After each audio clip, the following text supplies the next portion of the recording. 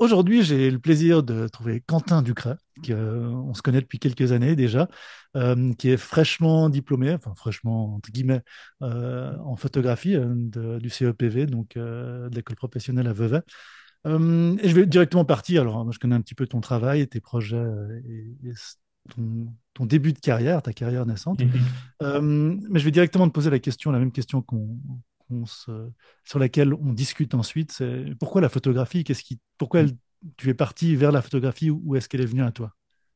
Elle est plutôt venue à moi euh, parce qu'en fait, c'est parti depuis les vacances d'enfance en famille où on partait en vacances au sud de la France.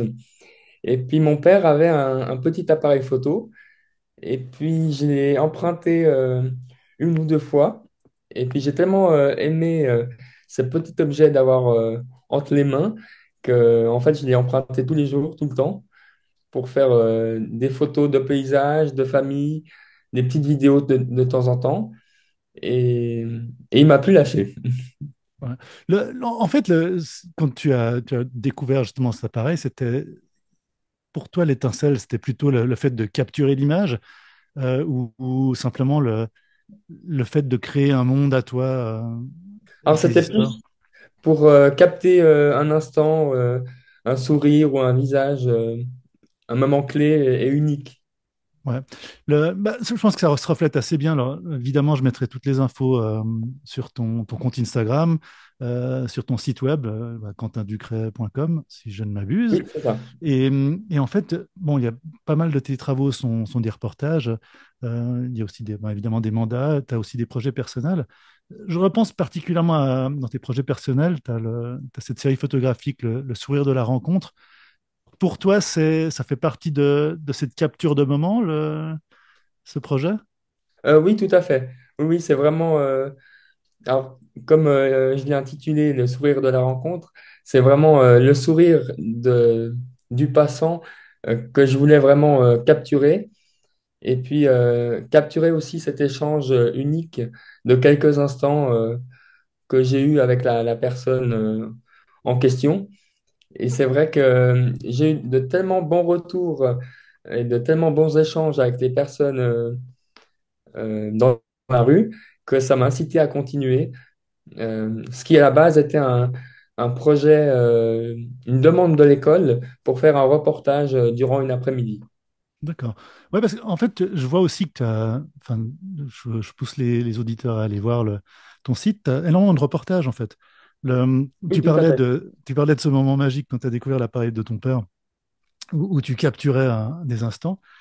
Pour moi, j'ai vraiment l'impression que tu as un recueil maintenant dans ton travail de, de moments, d'histoires où tu captures des moments clés.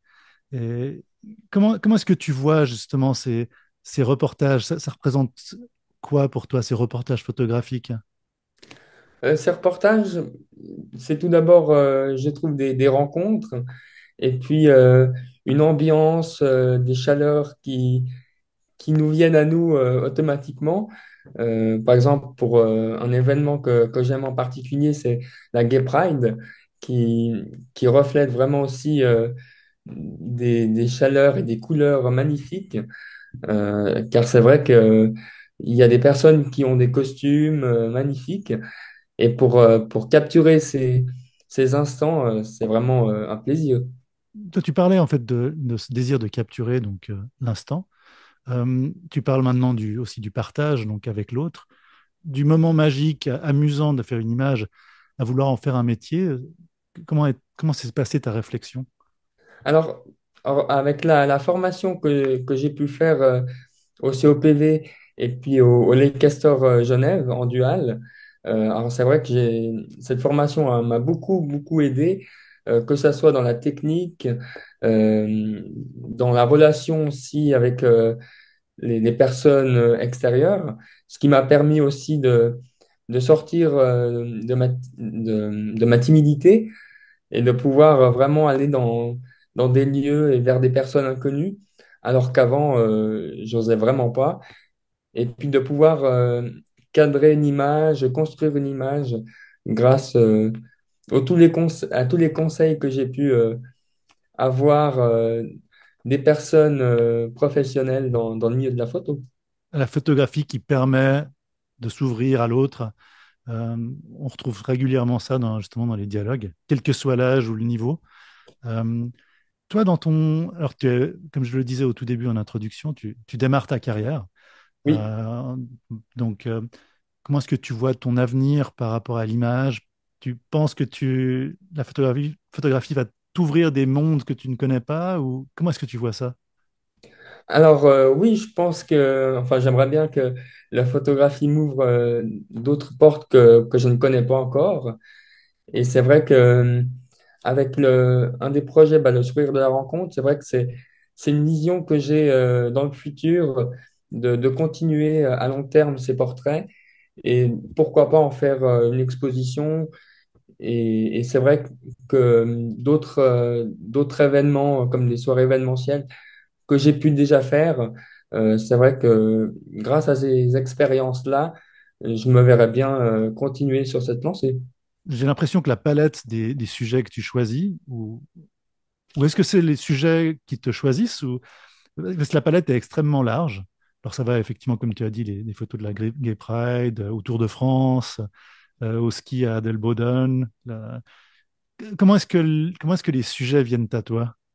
Alors, je m'inspire beaucoup aux réseaux sociaux comme Facebook, Instagram et puis autres pour justement voir quel événement peut être sympa à photographier ou des ambiances à ressentir qui est différent à d'autres événements que j'ai pu assister.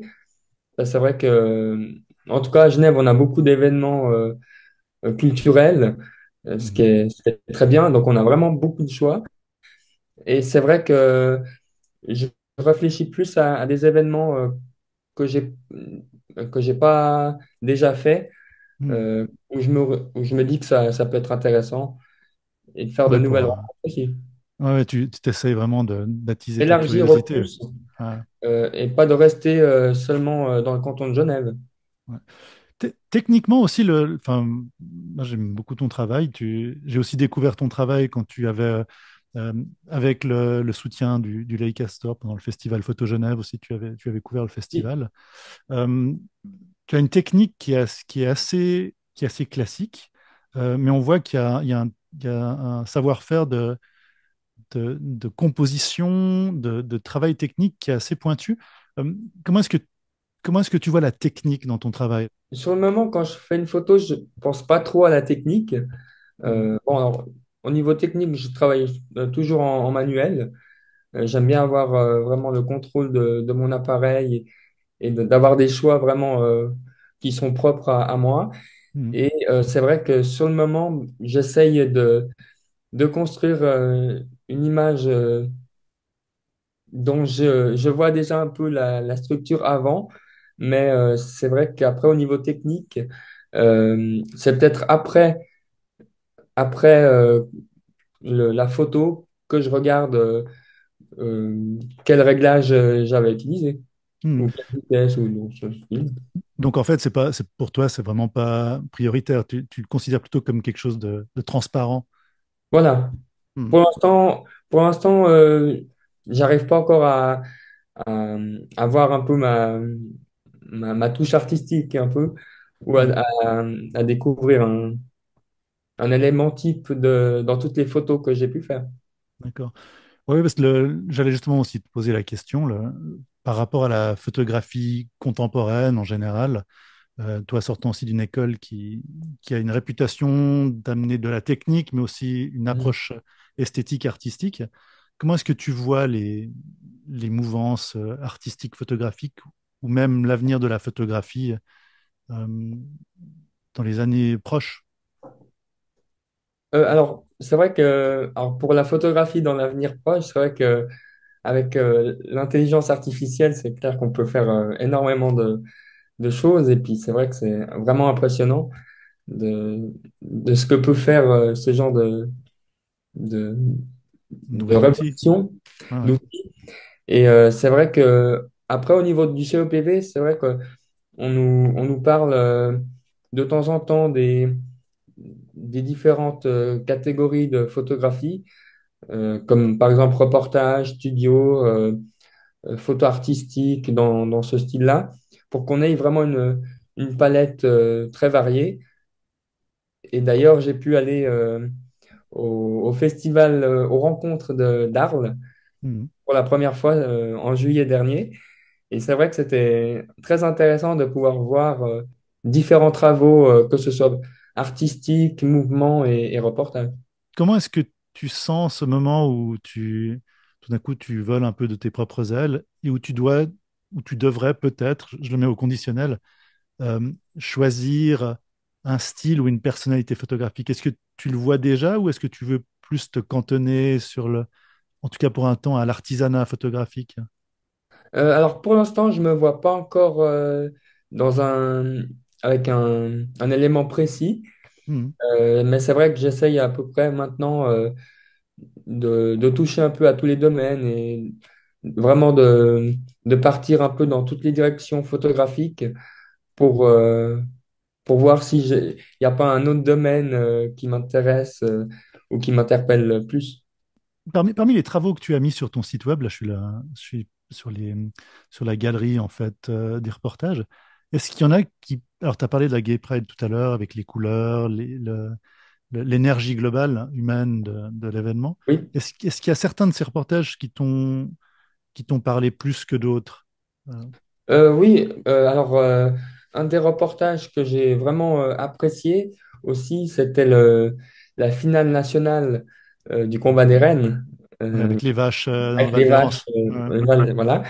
Donc à Pro, et c'est vrai que la première fois que j'y suis allé, c'était vraiment une ambiance atypique que je n'avais jamais ressentie auparavant lors d'un autre reportage.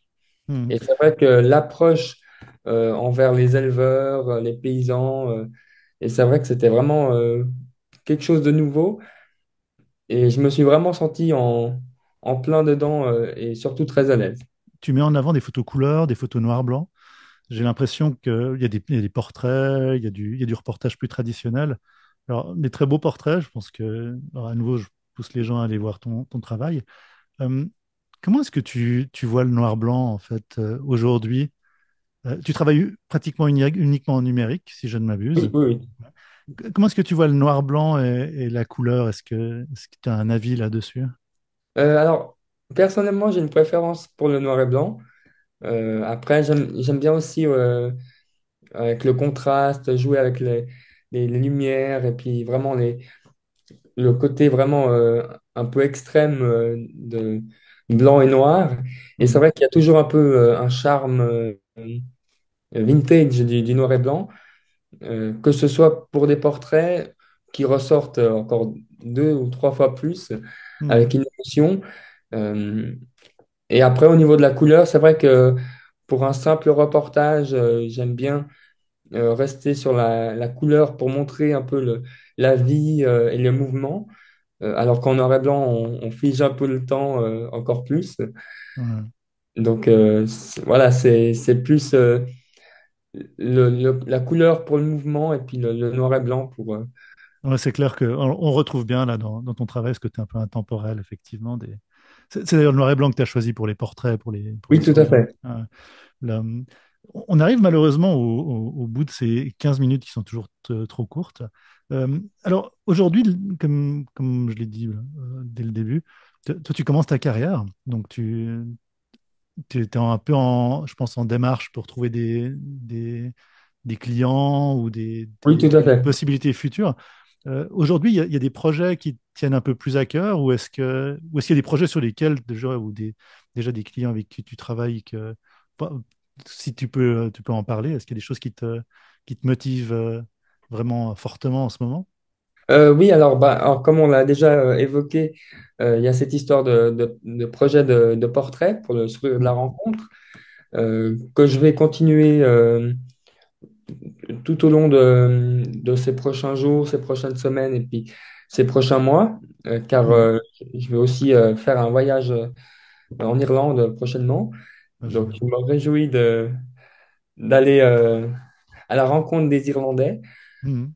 Et puis, un deuxième projet que j'ai mis en stand-by pour l'instant, c'était une série de photos que j'avais pu réaliser dans les théâtres genevois durant la période Covid, durant la période où tous les lieux culturels étaient fermés par obligation, où là, je voulais mettre en avant la beauté des lieux culturels euh, pour montrer qu'il y a une âme, même sans la présence du public.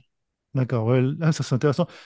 Si je ne m'abuse, tu n'as pas posté vraiment de photos sur ton site Non, pas encore. Pas encore, parce que encore. Ah ouais, justement, je voulais c'est en cours. garder un peu ce- cet ensemble de photos que je trouvais intéressant, mais où j'ai pas encore assez de photos pour des publications. Ouais. Ah, en tout cas, c'est génial parce que là, à nouveau, je vais mettre les informations, donc ton Instagram, où justement, on pourra suivre au fur et à mesure de tes avancées dans ces projets, ton travail, puis ton site web. Mais bah, je tiens encore à te remercier beaucoup je me réjouis de voir la suite. Je te remercie beaucoup pour ta présence et ce petit dialogue. Et puis voilà, puis merci encore. Ciao, ciao. Merci à toi pour l'interview.